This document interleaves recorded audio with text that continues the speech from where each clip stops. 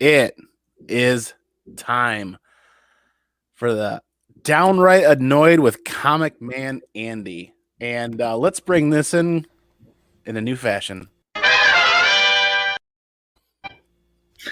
That was great. That's fantastic. Oh, I love it. So here we are, Volume 3, Gideon Falls. I am absolutely fucking excited for this. This volume was a head trip. A head trip. Did it not deliver? It's my favorite so far, even though it was so short that I was once again really upset when we finished reading it. But I think it was probably my favorite part of the whole story so far. It was fun. Yeah, I have to agree. This rabbit hole is kind of, while it's getting deeper, it's still leaving me with a ton of questions, and it just makes me excited just to keep on going. Whenever whenever it is, Volume 4 comes out, we'll talk later. And so it's interesting, Jackson. You mentioned there were only 4 issues in Volume 3, and I just kind of anticipated there being 6 because I had all the singles and went and read through 18. But we're just going to talk about through 16, right? Sure. Yeah. I mean, unless you want to spoil it for us, Andy. Not for you guys. Yeah, I wouldn't put it past you. I mean, you know. So did you just have 4 volumes or 4 issues in that one too? Volume 3, yeah. Volume 3. I'm sorry. Did you ask me if I had 4 issues in here? Yeah. What was the last page? Number 16. So it goes from. This goes from. Where is it? We're totally prepared for this, by the way. Yeah, right. I think he's gonna say it goes from 13 to 16. That's what I think he's about to say. Cool. I don't know if he's right, but I find it really odd that Image would only do 4 issues in a. I know, right? It is, but it's just as thick as the other ones. That's what she said. But it's is it? Is it? Because I blew through it like it was nothing. But there's a lot. There's a lot more dialogue. Yeah, it's not like Spawn last week. No, we didn't have to take 4 hours out of our day to read 6 issues. Right. Yes. Correct. But yeah, 4 issues. It was 4 great issues, though. It's starting to kind of take shape a little bit. We're kind of going through different dimensions. Is it time? Is it other worlds? Is it? There's hints to both in here. Yeah. And those are some of the big questions that we had from Volume 2. Right. Yep. Well, and we get a little bit of backstory into the bishop at the beginning of this. It kind of takes you. It takes a little bit of a detour from the story we've been following for an issue or two. It focuses on the past and kind of the setup for this thing. So I was turning the page like crazy while still trying to look at. The art is just blowing me away more and more every time that we pick this up. It looks great. I love it. I love it so much. I can't wait to read more. So I'll continue uploading some of the art panels that we got. But to start off, Volume 2 ended with that priest from the past. What was his name? The mustache. Yeah, I don't know his name, but the one who went into the barn, right? Yep. Like in the past, in the 1880s. Yep, he went into the barn in the past, and we saw him bouncing around. And the first top of the page of this book opens up with that map that he started writing. And right there, I'm like, oh yeah, we're talking about dimensions. We're talking about parallel universes and stuff like that. I'm like, oh man, but they never answer that. Well, and then there's a later page where he has timeline written in the top left corner of the page, and it's got like numbers or years. I don't know what it's supposed to represent, but there is mention, to your point, to give credence to your point, Andy. There's mention of one of the lands or the worlds is in the center, is close to the center, and that's where my first like, oh shit, I'm really excited moment came, because Dr. Zhu, as an elderly woman, is there waiting for the bishop. So so I was right away, I'm like, oh god, this is getting good. You know what I mean? I was just really pumped up. So this is And what was interesting too, when he wakes up at the beginning of volume 3 here, he wakes up in like a steampunk version of Gideon Falls. Notice one of the guys that responds to the situation that he's in, the one laying on the ground, has a mechanical like bronze arm. Yeah. So I didn't notice that until later on, and I was like, "Oh my god, it is!" So I went back and saw that it was that type of world that you're just talking about. Sorry, I just got excited for a second. Yeah, go ahead. And one of the bystanders also had a bronze arm from the shoulder down, like very steampunkish. The glasses they're wearing are very steampunkish. So is some of the architecture, but the Laughing Man's right there. Well, and that opens this whole thing up. Oh, sorry. That opens this up to so many different possibilities too, because you know how many different places you can go with this story if you just have an infinite number of different types of locations and settings that you can take it to. I mean, like there's like a 1984-esque like, no religion is accepted. Like that whole world that's in there is awesome. Yeah, I don't know what that Batman thing was about. I mean, I'm very happy that you threw that up on the screen, the little Adam West Batman thing while I was talking. But I'm trying to upload the panels and I clicked the wrong damn button. Yeah, all right. The creepiest part of it's just right in the beginning of issue 13 is when the Laughing Man, like he's chasing the Laughing Man through that little steampunk area, right? And he slashes up the chick, right? Mm-hmm. Right there. But then this next full page is just this little maze, right? That leads to the smiling Laughing Man, right? He's like, Norton, are you there? He's like, come out, it's over. There's nowhere left to run. And then he just goes, Norton, it's just this creepy dude right there in the end. And it's a very creepy character. Like, yeah. Well, we open, correct me if I'm wrong, but we open this volume with a page of him like eating a woman, right? Like, or a person on the ground, right? And it is really disturbing. And it looks, like I said, the art is so awesome in this. Like, I feel like he bursts into the barn and the first thing they all see is this guy's, the Laughing Man's eating someone, like eating their guts out of their stomach. I think that's a little bit later. Well, I could be wrong about where it was. Yeah, it's a little bit later, man. But I do know which one you're talking about. So my theory is the Laughing Man traverses these parallel universes or timelines or dimensions via beings. As you notice, there's kind of a theme that goes through this volume where whenever he hops from person to person, somebody dies. So that opening shot, that person was either pushed out of the window, shoved out of the window, whatever, but they've obviously been thrown out of a window or a building and they've fallen and they've died. And I believe that was him jumping from that guy to the woman who is then left with what Mike pointed out, where she was standing there bleeding in the alley and she just says smile. And then she talks about he had such a nice smile, or he had such a smile. Well, that's the imprint left on her after he took off and ran from her. Much like moving forward in the volume, we see something very similar with a couple other characters. So I wonder who he took over when he attacked the bishop in the alley. But you see a well-dressed, well-to-do, 4-button suit, almost a tuxedo-looking thing in that back alley, but you see the Laughing Man's face on him. So obviously he took over somebody else. We just don't know who in that steampunk world.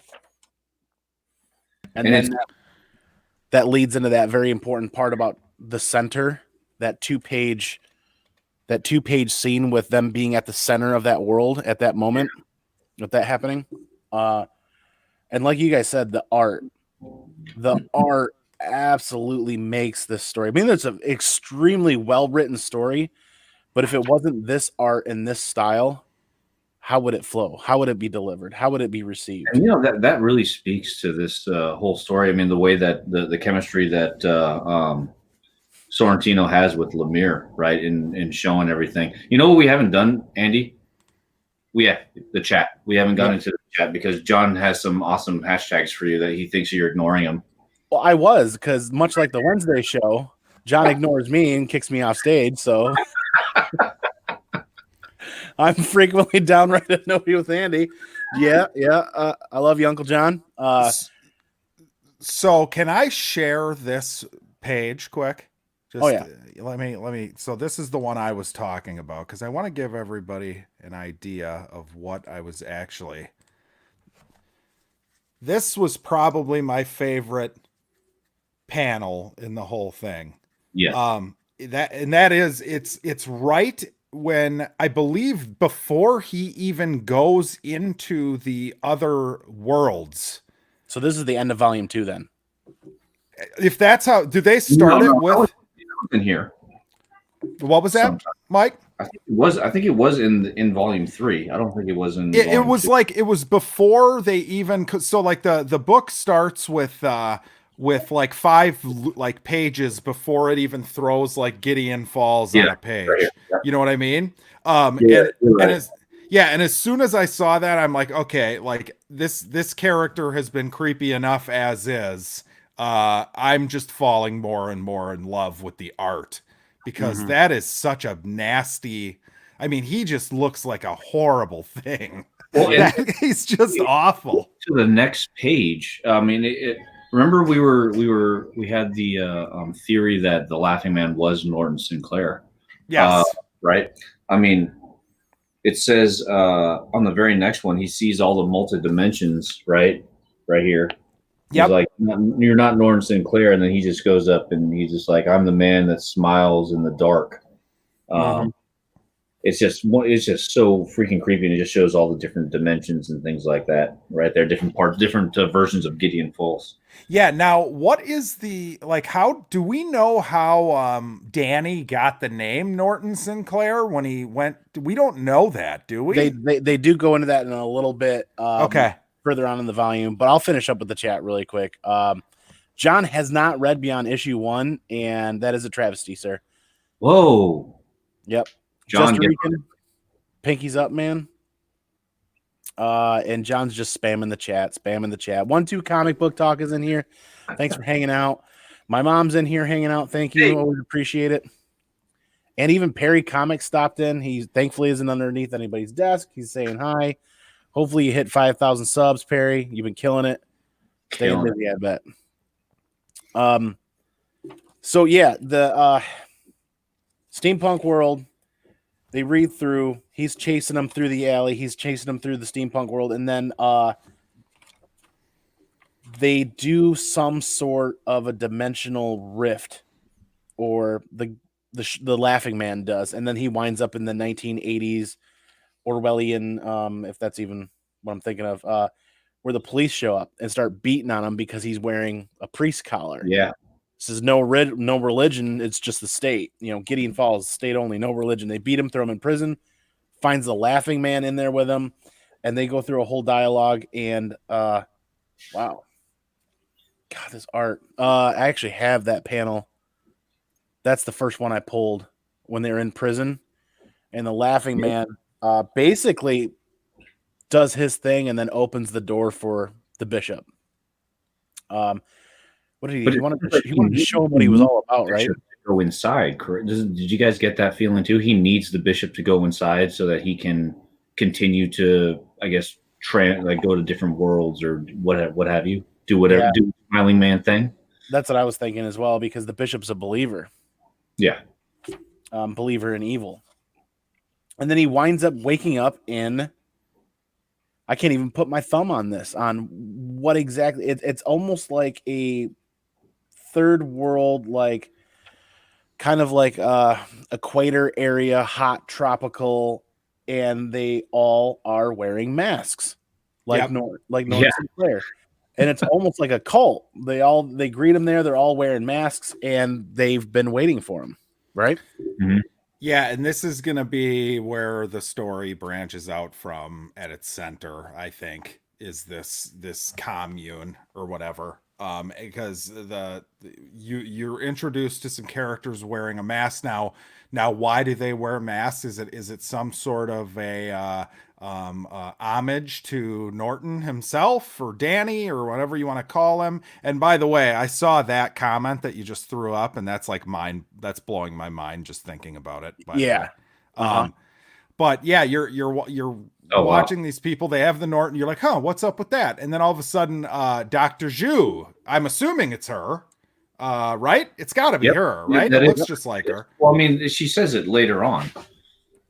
I mean, not that that's her name, but like it's implied because it goes back to that where we left it at the end of volume 1, right? Or when he goes in and he trades places with Danny, right? Yep. And yeah, she gives the whole spiel of like, what does she say? I haven't met you yet, or I will meet you, but I won't know or remember meeting you, or what was her whole like thing there? It was something he's like, you know me? He's like, yeah, but next time we meet, I won't know you. Right. Yeah, that's what it was. Right. And then she gives him the plans to this machine that apparently he builds, and he has no idea. And then he gives also the map that he initially started that we saw at the beginning of issue 13. Then at the end of issue 16, you see the map when he goes to that village, right, with all the masks. Mm-hmm. The map looks like it's complete, or at least a lot more full.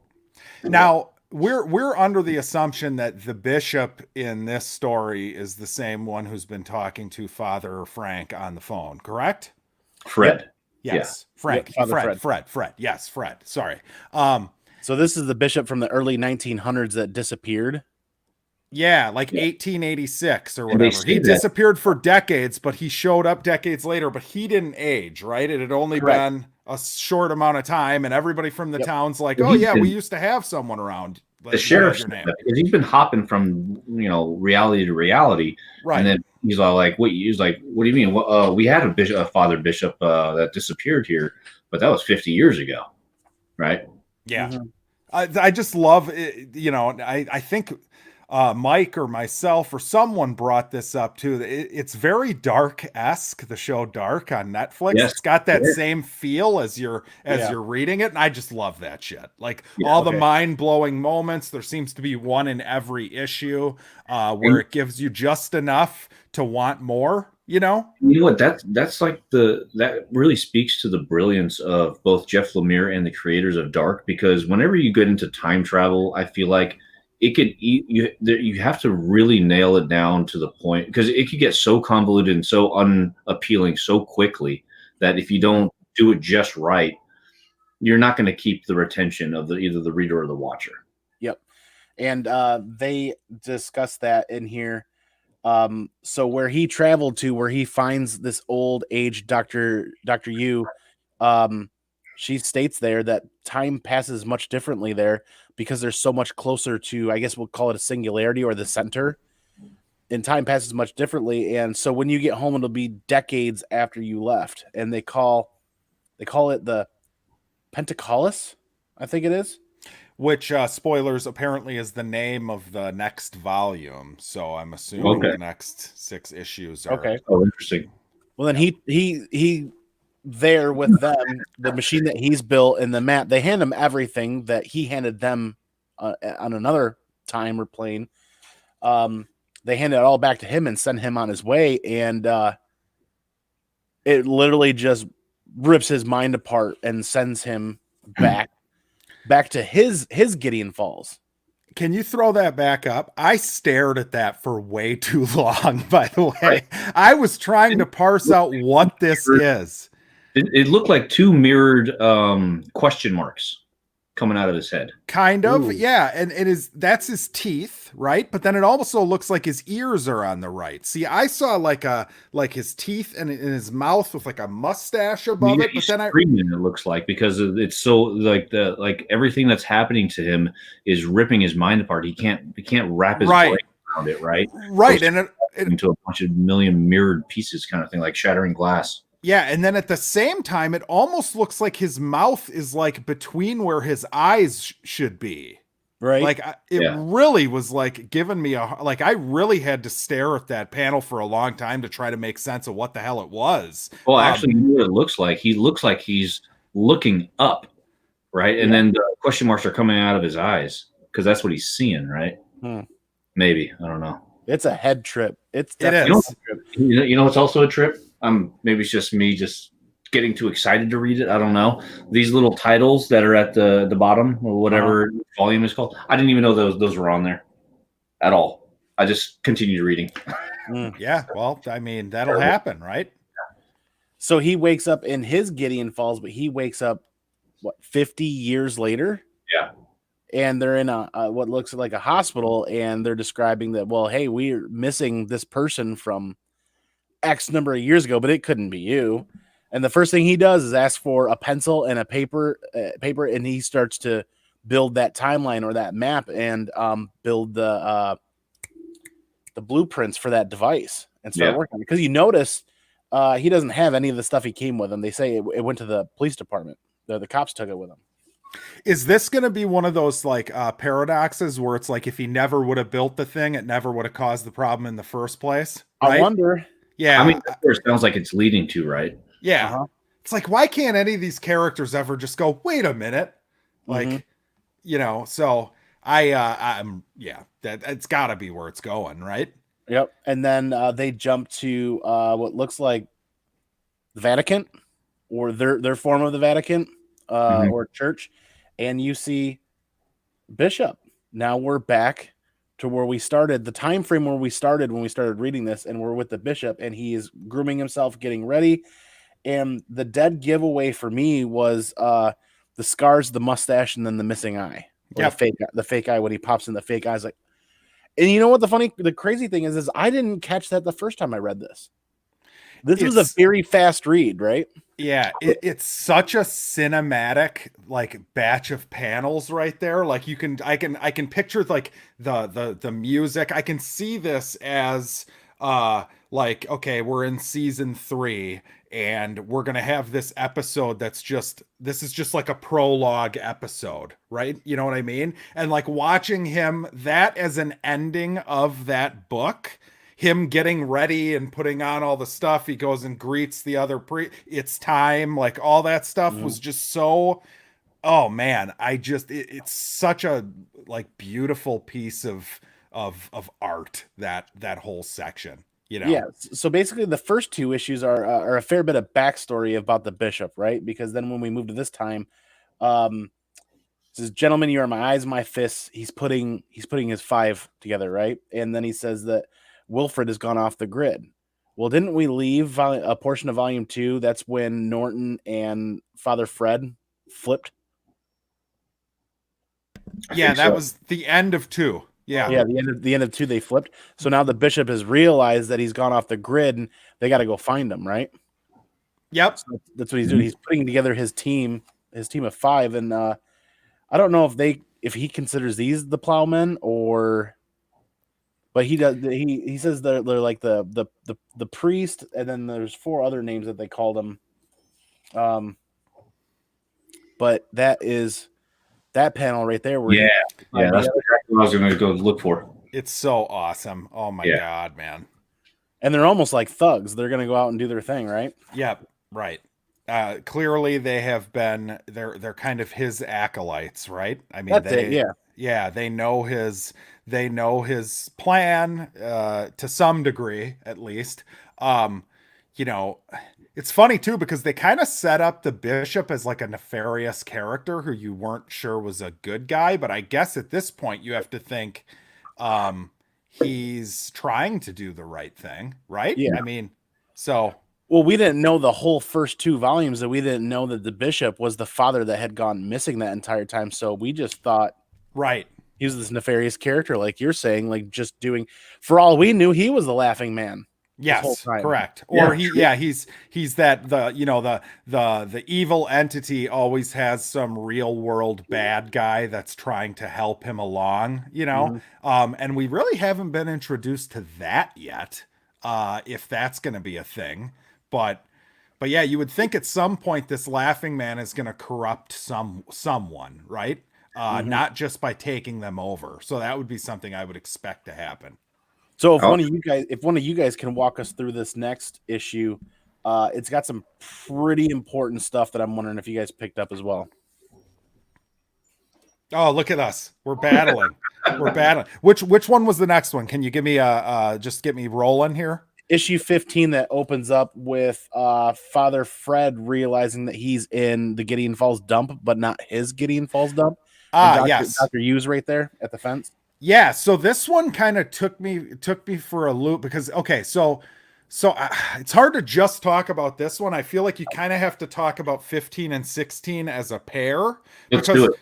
Because 15 is the Father Fred is waking up, right? And then 16 is Norton is waking up, or Danny.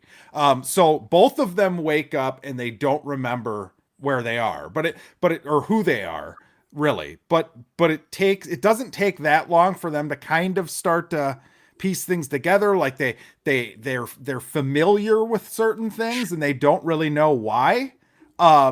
So as far as walking through exactly what happens, I'm probably the worst person to do this. But on the Fred side, he starts seeing some like visions too, right? He starts seeing like there's like I remember a part where somebody was hanging from a light pole. Well, that was the demon, right? Because remember in the beginning he said he quit drinking, and then when he got there, he's like, some hobo was all like, "Hey, dude, take a drink, man." Yep. Like, you know what? Screw it. Well, and maybe you guys can help me out because I actually thought I'm glad I'm talking to you guys tonight because when I read it, do we know that woman from a previous issue? Yes. Who was she? So she's the reason why Fred has been kind of like lost, I guess, in his ways because he had an affair with a married woman. Okay, that was the married woman that was a parishioner of his church. That's right. Yep. Okay, perfect. So so he's haunted basically through this section. He takes a drink, which I guess is a really important thing that he does in this. Well, he's a recovering alcoholic. Right. Yeah. So that happens in this. Oh God, what else? What am I missing? I've got to be missing a bunch of shit. Even though I guess you have that word with a couple people, right? And then Dr. Zhu contacts him, right here. Yep. And I love this where he where is it? Oh yeah, we already talked about this part. Oh gosh, before we actually do that, when he sees the hanging woman, right? The woman who hanged herself because bugs. Yeah. Awesome. Yep. I knew exactly what you were going to pull up. All the it's so cool looking. Man, and he's all over it. I mean, just that in itself just shows how tormented he is, about what had happened. Because not only does he feel guilt that he obviously is a father of a flock that trusts him, but he took advantage of a woman in his flock who's married and who felt so guilty that she killed herself because of it. Yes. Right? I mean, how awesome are these stories too, where it's like, okay, they set you up, that at some point Dr. Zhu is going to meet the bishop, right? We know that, right? We don't exactly know how it's going to happen, but it doesn't lessen the impact of when it finally does happen, because it's more about how is this stuff going to get where it's going than it is actually where it ends up going. Does that make sense? I don't know if that was put, logically. Is I mean, the amount of like planning it took to like plan this series has to be. I'm imagining, like, how we got into the sheriff's father, the kooky bald father with a big beard, how he has a wall full of push pins and twine or whatever it is to a bunch of pictures. I imagine that's what Jeff Lemire's wall looks like when he's planning a series like this.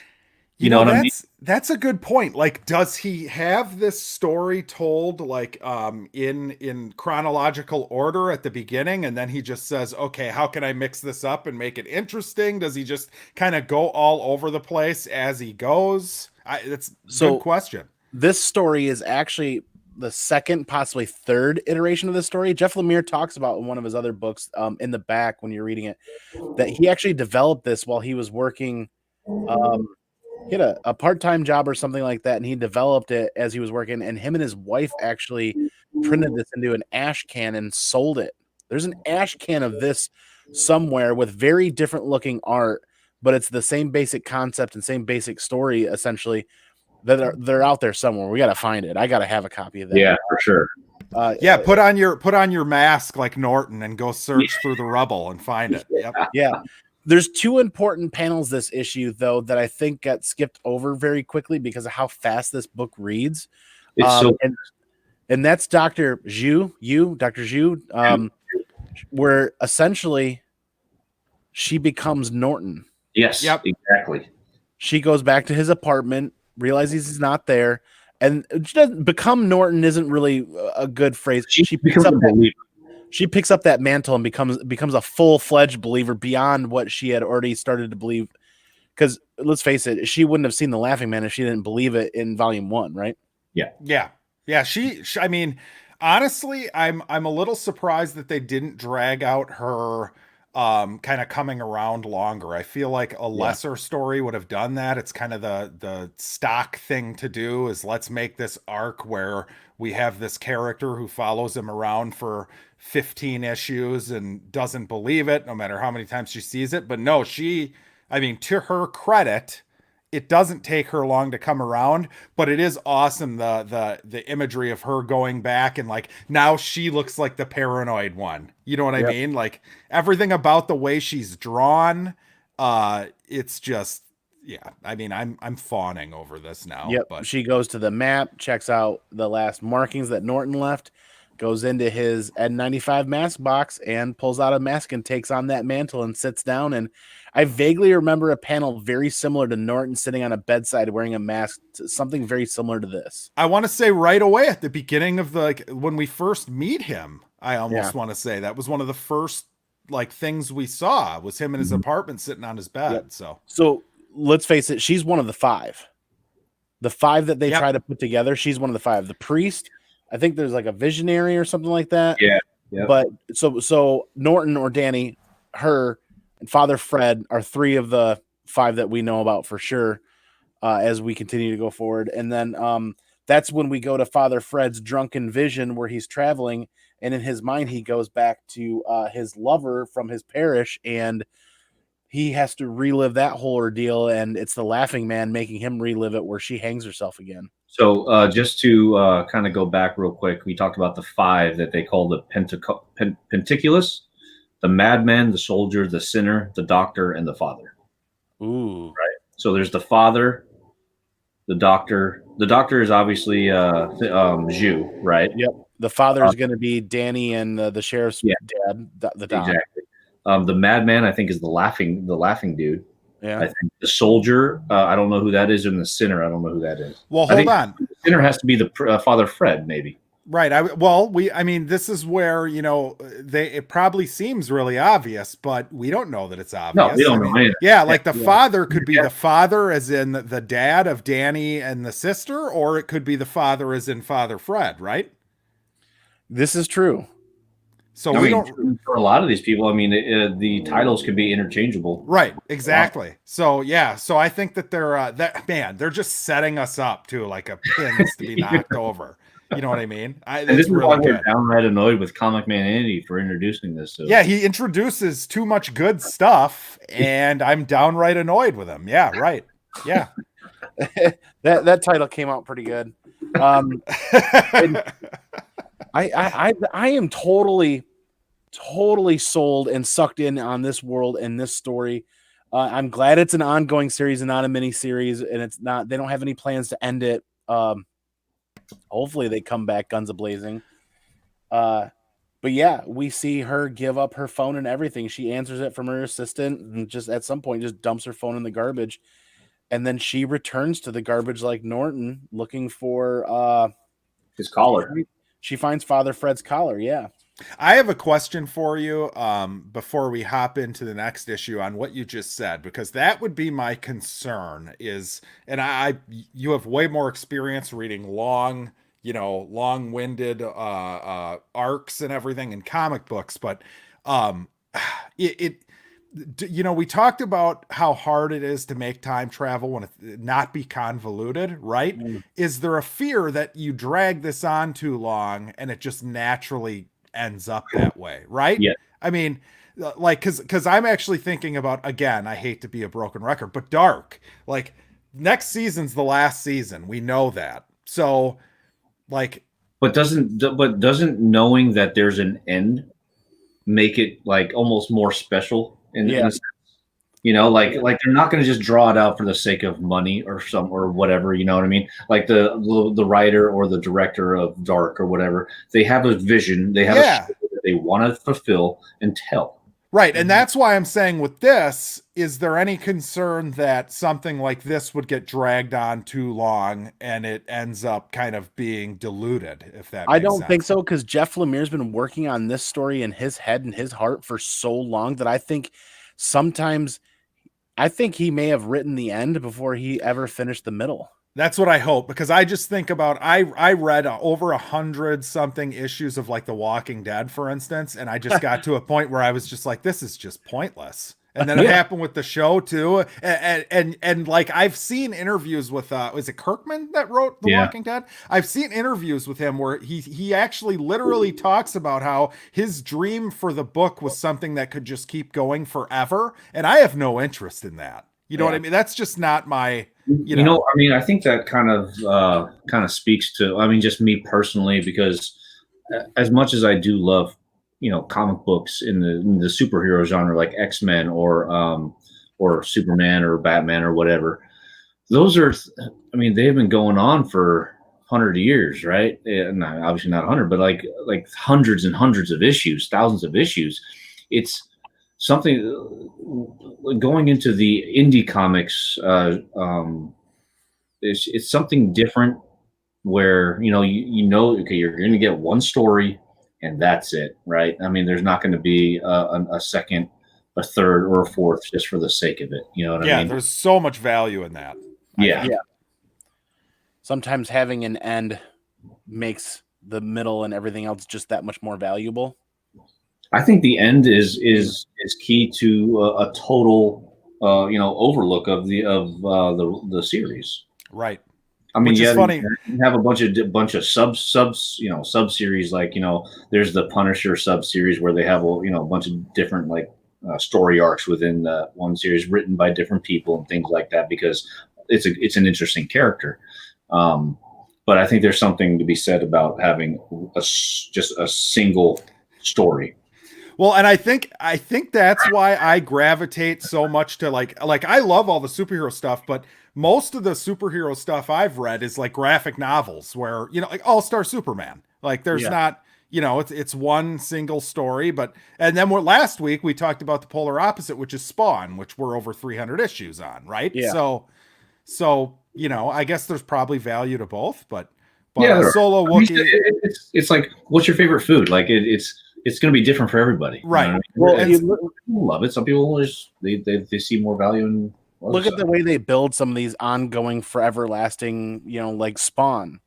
There are beginnings, there are middles, and there are ends. There's just a lot of them in there in arcs, right? And I remember that being a really bad thing in the 90s when I was buying comic books. Is you get a really good story, you're like, oh great, what's next? Filler. Oh now I'm at the next arc. You'd have to suffer through some filler while they build that next arc. And I feel like a lot of writers have had such great ideas over the last 20 or 30 years, but Image has been their only place for an outlet. And a lot of the smaller Aftershock, Boom, IDW, a lot of those other ones, they're finally getting those outlets for these stories that they've had on the back shelf for so long. And Gideon Falls is one of those. I can't wait. I love it. And by the way, Solo, never be sorry, Solo. You just never be sorry. Yeah. This is if this doesn't get made into an epic TV series, it would have to be. I mean, it is so dark. It'd have to be like an HBO kind of thing. Didn't James Wan get the rights to this? No, that was something else, I thought. We have to look it up. I think there was Option News, But you know how a lot of that option news works right now. It's almost like pawns on a chessboard where people will buy stuff and quote unquote option it just so their competitors don't get it and then never do anything with it. James Wan joins Gideon Falls TV adaptation. So it's in good hands. He knows what he's doing in the horror genre. It's not Aquaman, you know. I mean, he's not making Aquaman here. He's good at horror. It's what he should do. James, if you're listening, don't make another Aquaman. Of course he's listening. Yeah, I don't, Andy, come on. I don't know that you could do I don't know that you could fit all of this into one movie. No, so, I would actually hope that they actually fit it into some sort of series. It's like a series, yeah. But I don't know that there's enough meat on the bone to make a 3-movie series. So I feel like this is right for a TV show. No, TV adaptation. So it'll be like a TV series. Now you have the fear though of the Game of Thrones problem, where how fast is he going to write this? Because there's no way that Jeff Lemire is not as lazy as what's expected. George R. Right, but I feel like the entire volume 4 that we just read could fit in like 40 minutes of television if you wanted it to. True. So that's the concern. Now they could go. What I would probably prefer they do is not a straight adaptation where you're just taking the essence of the story. You can make some changes, right?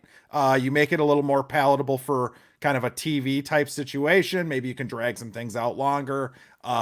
You know, I can't wait though. What a great idea! Man in the world is going to be at your throat, Jackson. Like, this is not true to this comic. No, you gotta. You know, a lot of the worst adaptations I would say are the ones where they try to do a shot for shot, like for like exact adaptation. And actually, you mentioned HBO, Mike. They just did The Stranger, Stephen King's The Stranger, this last year, and it has that eerie feel to it. Like that'd be a perfect place for it, I think. Okay. I think talking about Jeff Lemire would be a good segue into discussing the Hero Initiative.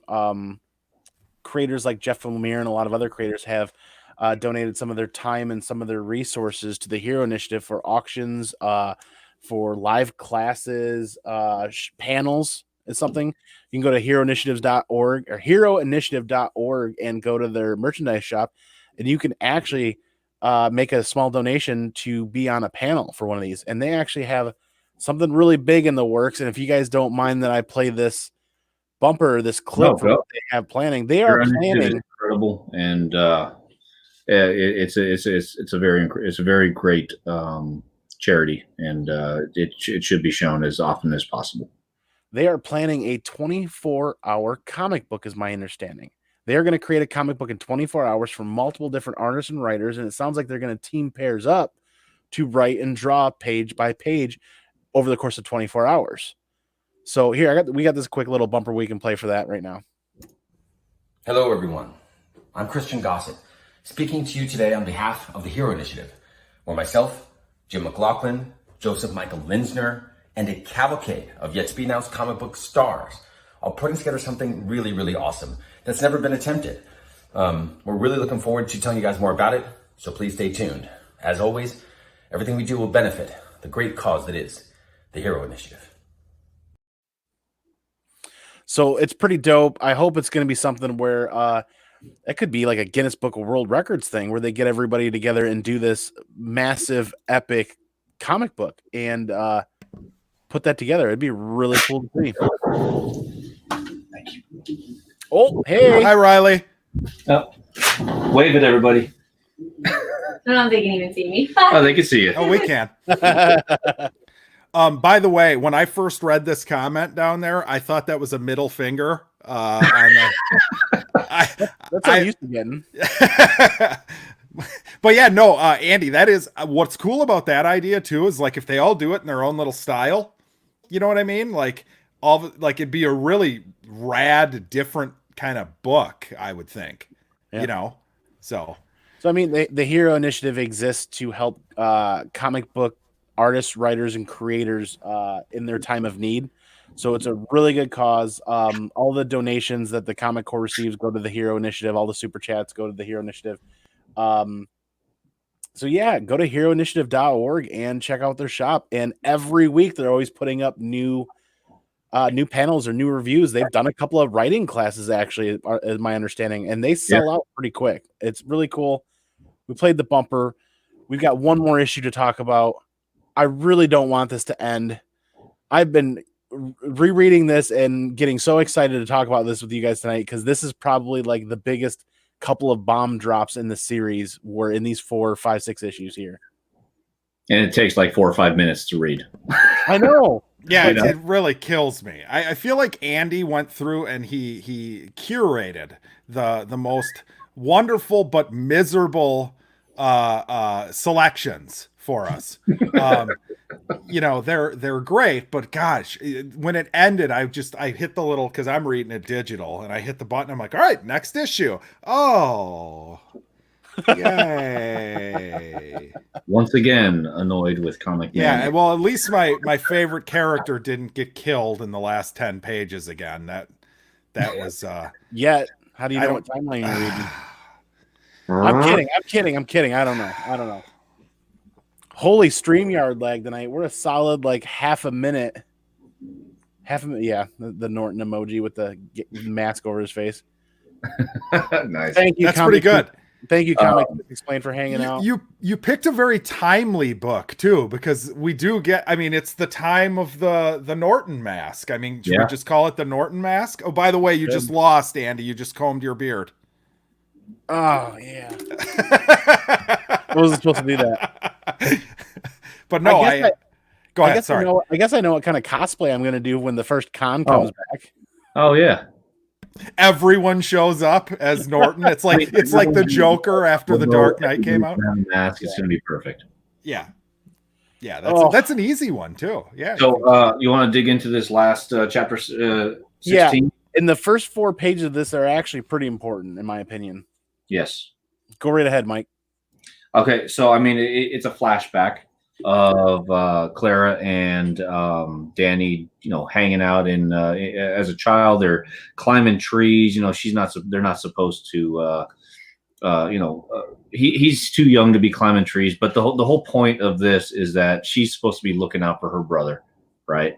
And it shows like the deep connection that she had with her brother before he disappeared. He climbs up the tree and they look off into the fields where he sees the smiling man right there. Mm-hmm. And that's when he falls.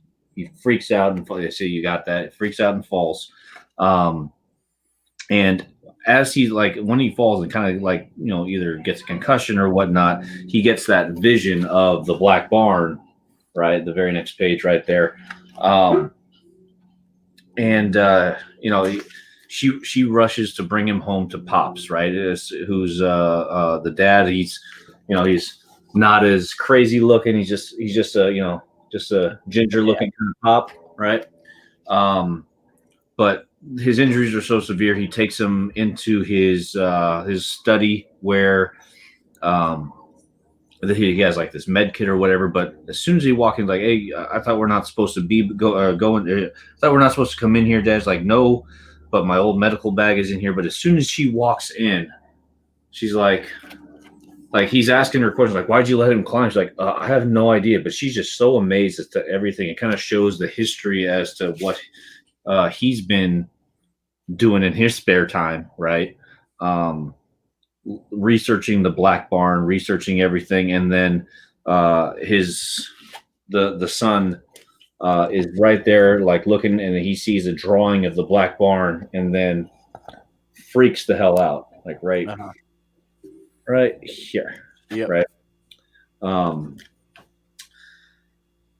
And the dad says, like, hey, he looks up to you. You know that, right? You have to look out for him. And she goes, yes, I will. And then that's when we flash back to the present, or quote unquote present. I don't know what there is no present, apparently. We flash back to this scene where Danny shows up, right? Notice his hands. Notice his hands. When you look at his hands, look at the outlines. Almost like if you've ever put on a pair of 3D glasses and the outlines are blurred. Oh, right up here, yes. Yeah, notice his hands and how the outlines are blurred, almost like he's coming into presence into that time and place. Yeah. That's art delivery at its finest and delivering a story. The subtle nuances like that, where it's like you've seen like in The Dark, where they, I think it's like they shimmer or they shake or something like that. Well, you just brought up something that is so perfect for comparing to last week again, talking Spawn too, because I brought up last week in Spawn how it felt like the action shots. It's like it doesn't like transfer to me. I can't see anything moving. You know what I mean? This book, everything, you can see it. You can imagine the characters all moving, everything that they do in this book. It's next level artwork. And I'm so curious as to like how, I mean, obviously writers and artists, they team up a lot with different things. I'm curious to see how either Sorrentino does in some of his other, I guess, his other books that he's drawn, or what Jeff Lemire has done in other books that he's written without each other, right? Because obviously they're both very talented in both of what they do, and it works so great with this story. It would be very interesting to see one without the other.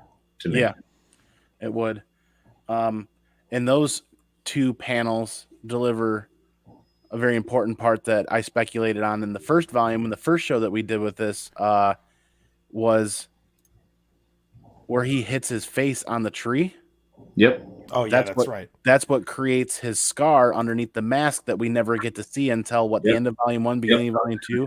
Yeah. And there she is. She's like, she remembers that scar. She was there that day it happened. And also, can I make a point of how weird it is to see his chin? Yeah. After all this reading we've done, it's a Leno chin, right? Yeah. I mean, look at that thing. His mask has been on his face on every page for 3 volumes. Yeah. And here it is. And it's like, that's him? Oh. Yeah, he's definitely got a Leno and a lightweight, kind of like a Thanos chin right here, right? Mm-hmm. Yeah. Yeah, and Andy, if you ever show up clean shaven, we'll say the same thing about you. Yeah, he has shaved for charity once. If I show up clean shaven, something went wrong. Hey, it's possible. Anything can happen these days, And yeah, like Lemire's Black Hammer is fantastic. Comics Misexplained brings that up. And it is a fantastic read. And I like the art. I definitely don't dislike the art, but I feel like the art in Gideon Falls just transcends Black Hammer a millionfold, in my opinion.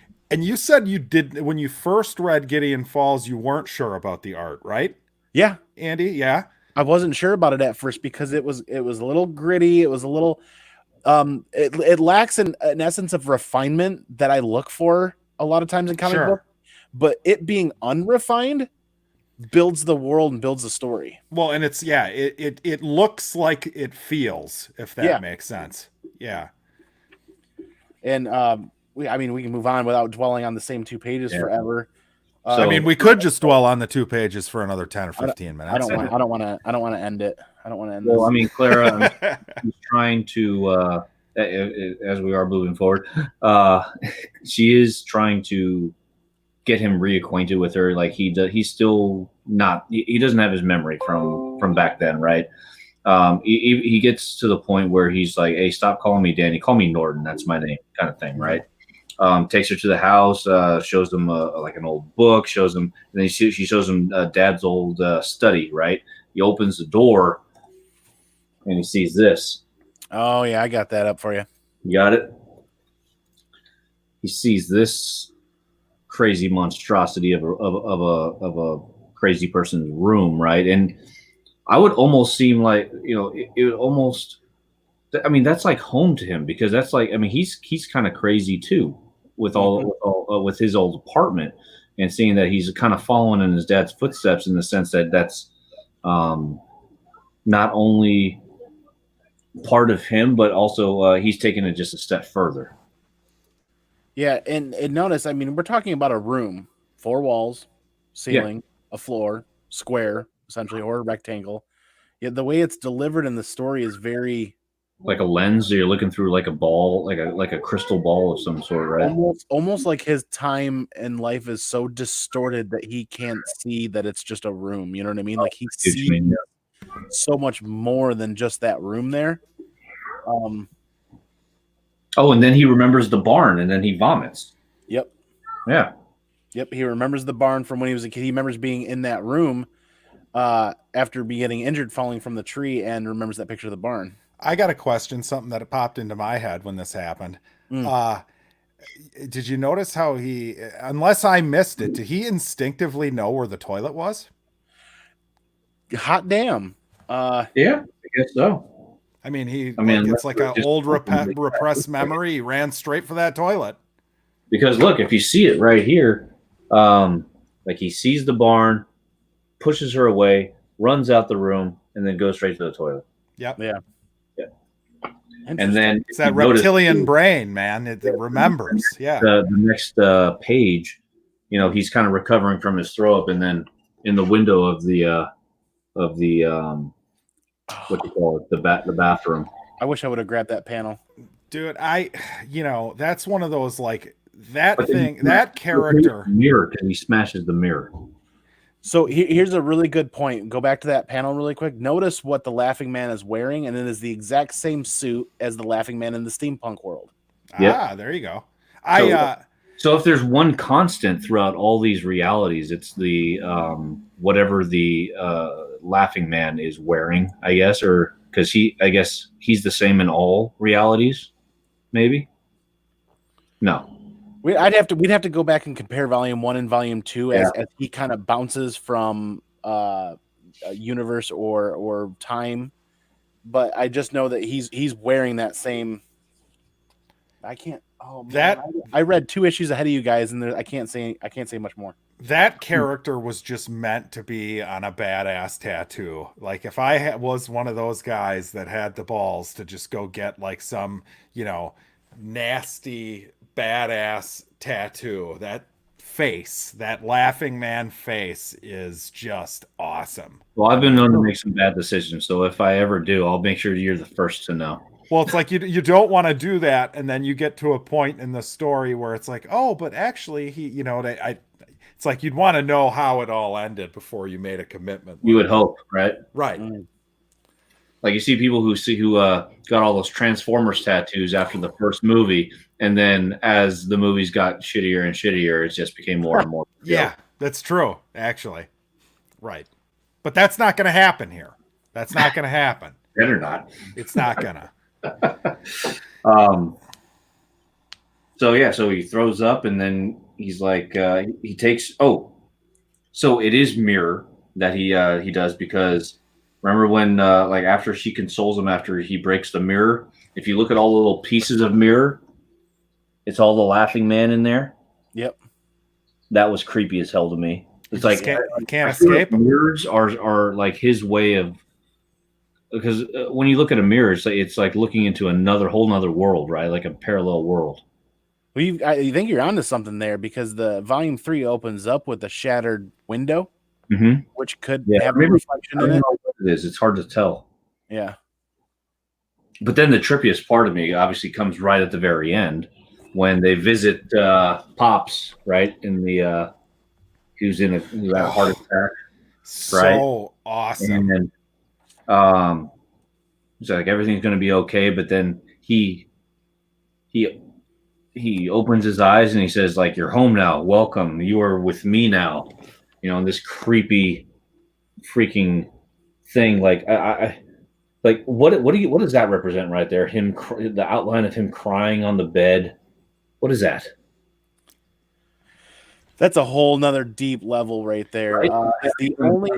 The only place that I've seen art that evil and like humanistic evil was in an anime years ago called Neon Genesis Evangelion, and they had some art that was very retro, like very deep, very evil, and very confusing, where it's just like that, and you're left wondering how do you even get to that. But I think it's him, like he's, God, it's like it's like, you know, those stories, like there's a bad Stephen King movie called Dreamcatcher where Jonesy. I love that movie. Okay, but do you know where I'm going with this? Yeah. Jonesy is inside of and actually this aspect of it I will give you is amazing. Basically, Jonesy is living in his own brain while some entity has taken over his body. So he's inside, like all of his memories. It's like a big library, and he has to watch all this crap happen on the outside world. So I took that as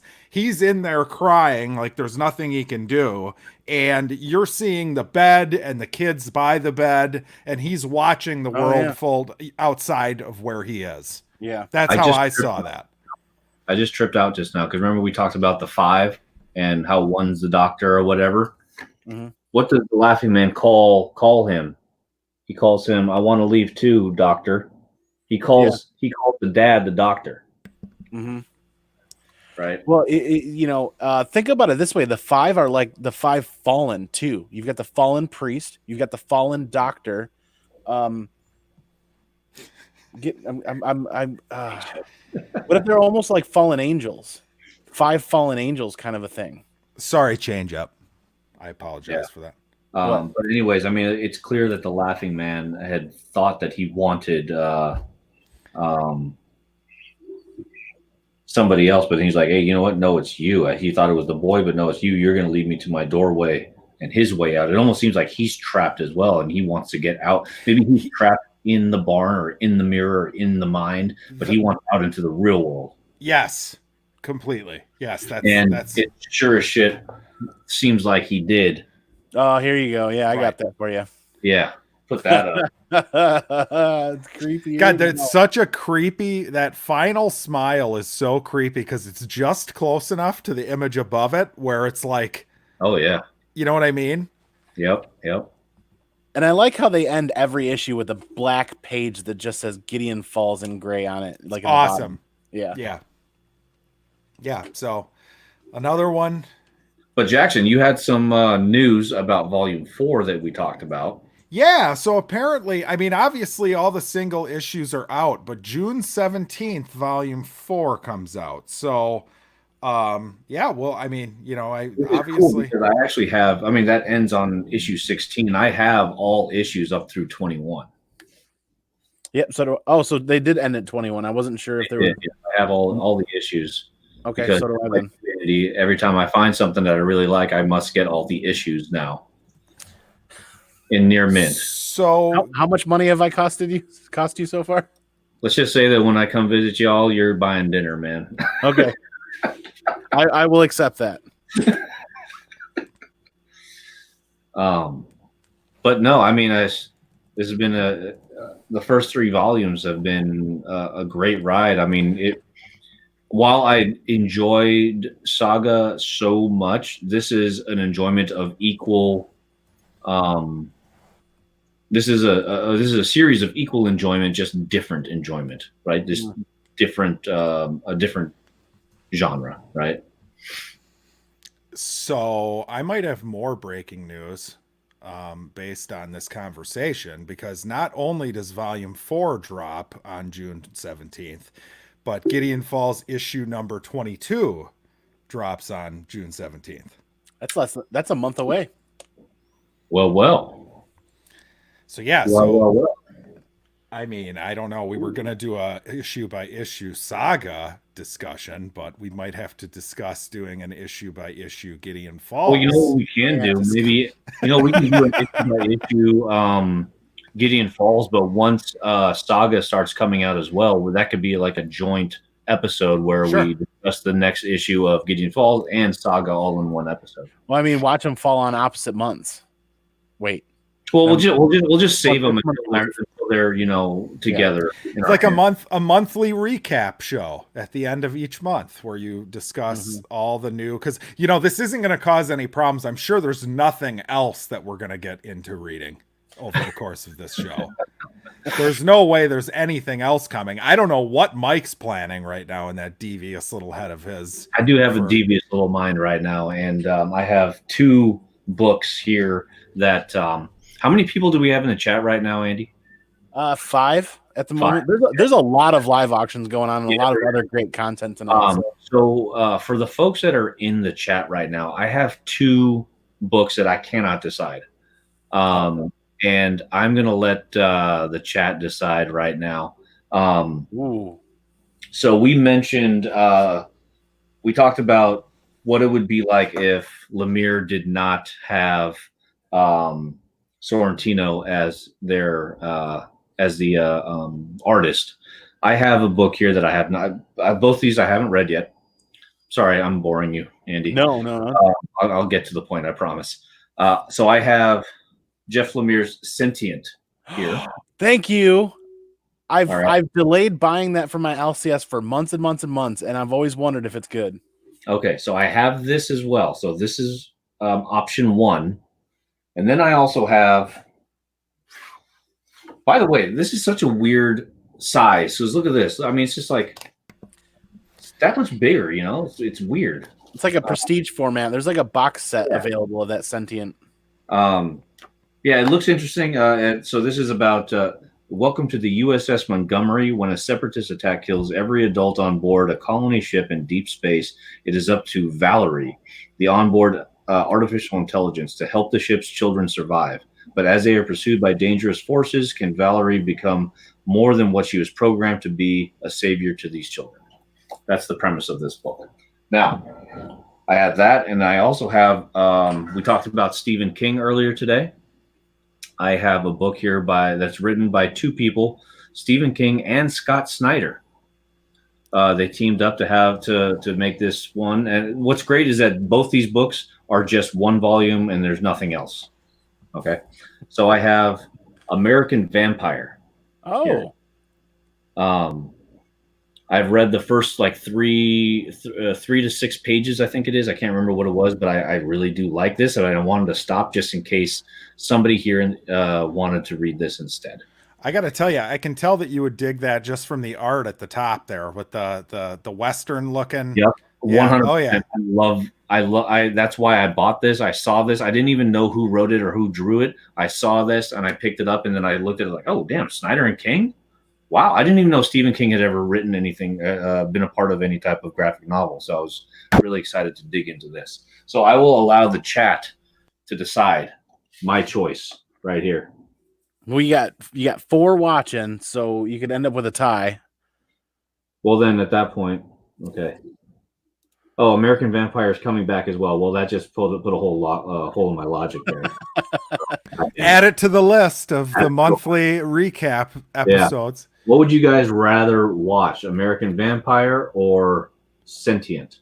Both are essentially the same thickness, so it wouldn't be much of a difference for us reading it. That's what she said. I was, God damn it, Andy. Oh, you got me. Son of a bitch.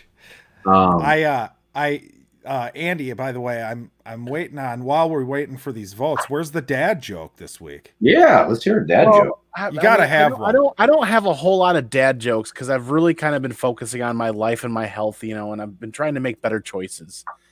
I'm trying to eat healthy, but I got addicted to seaweed as a healthy alternative. But you know what I ended up doing? I had to stop what I was doing and seek help.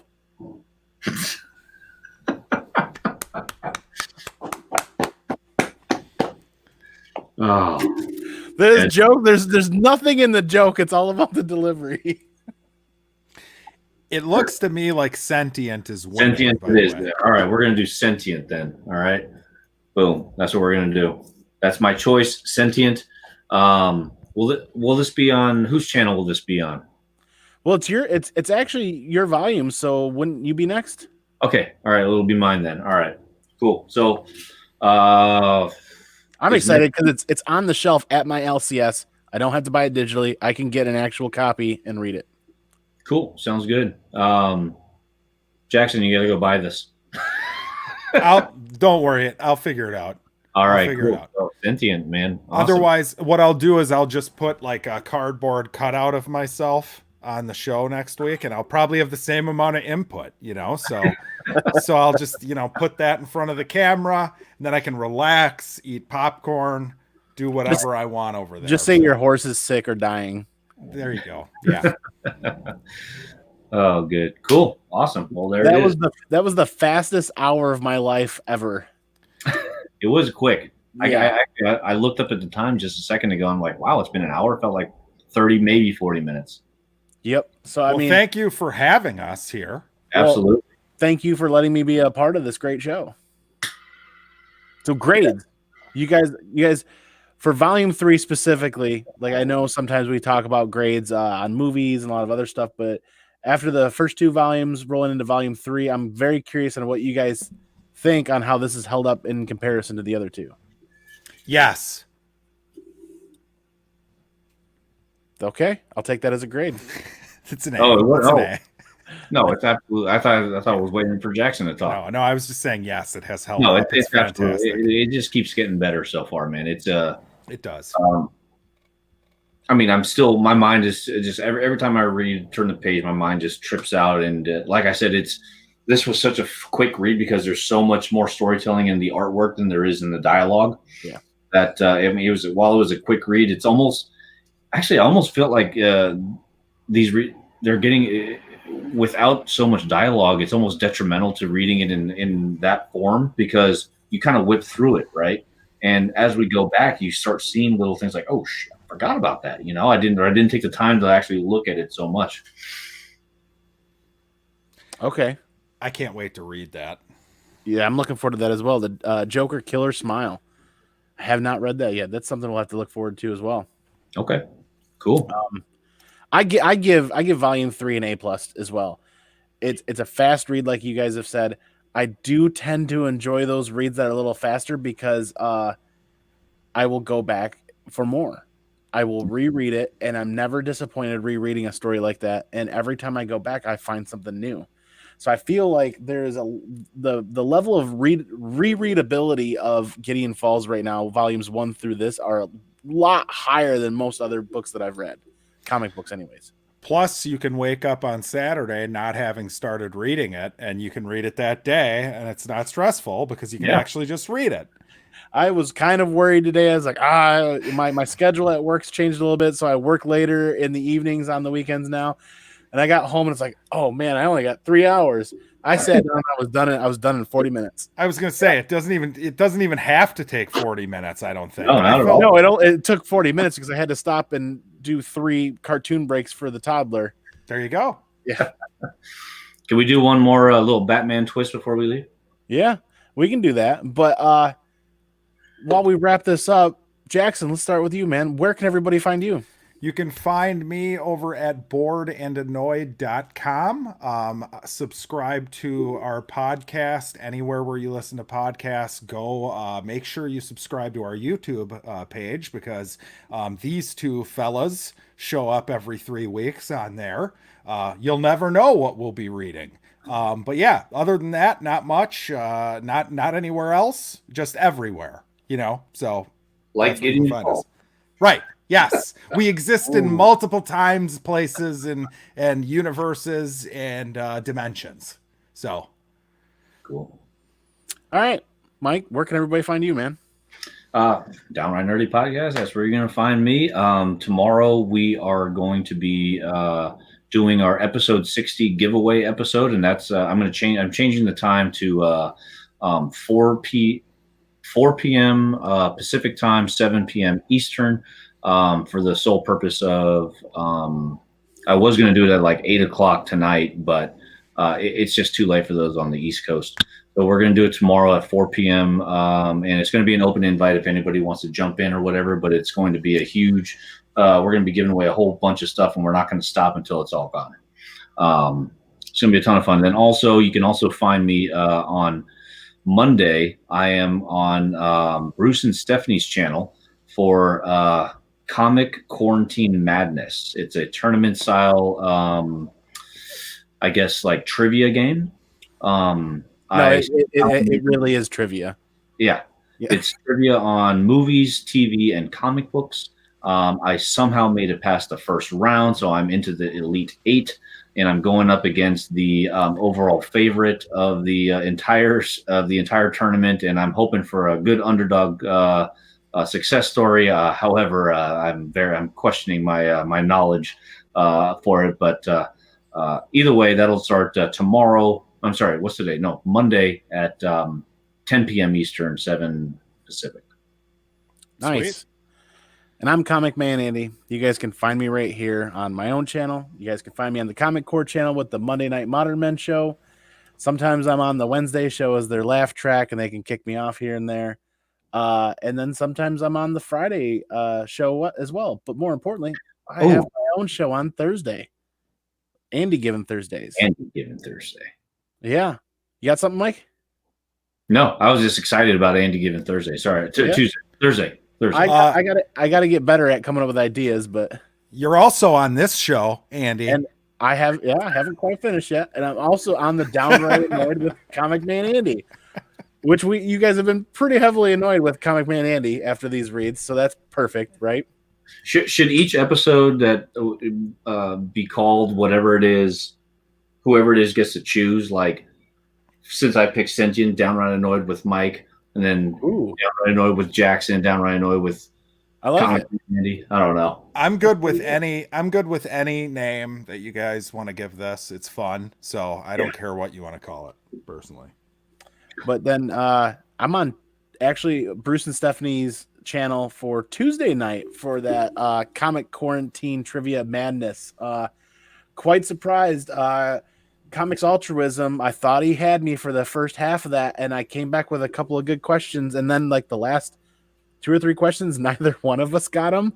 So it was kind of a stalemate in the middle, and then at the end there just wasn't any progress from either of us, and I just won. And I was like, I went into that thinking I was going to lose. Dude, building off of that, if somehow I am able to get past Chaos and Comics, I don't know how that's going to be possible. And if you're able to get past Two Brothers, we would be meeting in the Final Four, which would be kind of fun. That would be pretty fun. But I hate to end an awesome show, but it's got to end, right? Hey, all good things come to an end, just like Gideon Falls should come to an end someday. Yeah, and The Walking Dead never ends. Oh. Yeah, it just kept going and going, and See, that's the whole point of The Walking Dead. It turns the reader into a zombie because it's just mindless. that is true. But on that note, let's call it quits. So peace out, pinkies out. Catch everybody on the flip side. Thanks for watching, and thanks for a great read, guys. It's been a blast.